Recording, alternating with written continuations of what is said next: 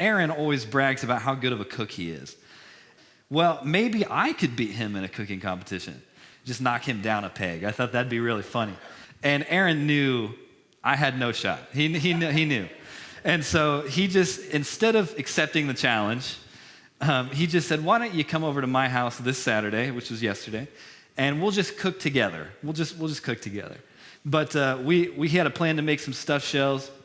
And on the way over, I'm just sitting here thinking like, okay, I'm going to give him some tips about like, use this seasoning and do this with the sauce and whatever. And the best sauce to use is the ragu with meat flavor, obviously, you know. I had some stuff I wanted to tell him.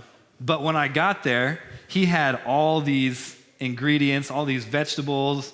He had some different types of meats laid out and everything. And I was like, I didn't know this goes in a pasta. You know, like I walked in and immediately knew I was going to be humbled in a moment. And so then it gets worse because he tells me, he's like, hey, why don't you just go ahead and you just start by peeling the carrots. There's 3 carrots. Just go ahead and peel the carrots. I was like, how do you peel a carrot? I don't know how to peel a carrot. And he's like, well, it's just like peeling a potato, you know? Like, how do you peel a potato?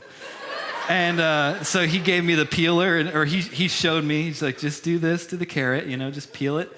And so while I'm peeling 3 carrots, he has diced the bacon, cut the sausage, put in all the seasonings for the sausage, cut the onions, cut the green peppers, and mixed in all the sauce.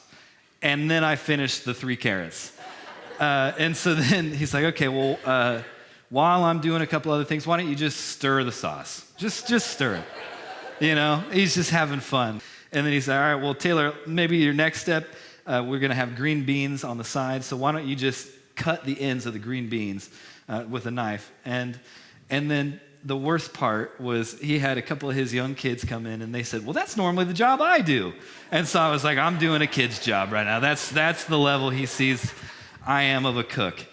I walked in, the whole point of that story is I walked in thinking that I had something to offer him, thinking that I actually knew everything.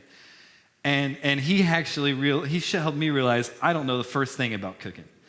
And I hope that the same principle's true for everybody in this room, that because I've heard a couple people say, as it relates to this series, you know, I already knew all these stories, but this series is good and it's going to bless somebody else. And I want you to know that if that's your mindset coming into this, you're right. You know it all, and somebody else is going to get blessed by it. You're not going to get blessed by it if you feel like you know all there is to know about this. If you feel like, man, I've already heard everything they have to say. I want you to know that God has something new for you, even if it's something you've probably already heard before. That's why it's so valuable to reread Scripture and understand that God has something new for you, even if it's something you've already heard before.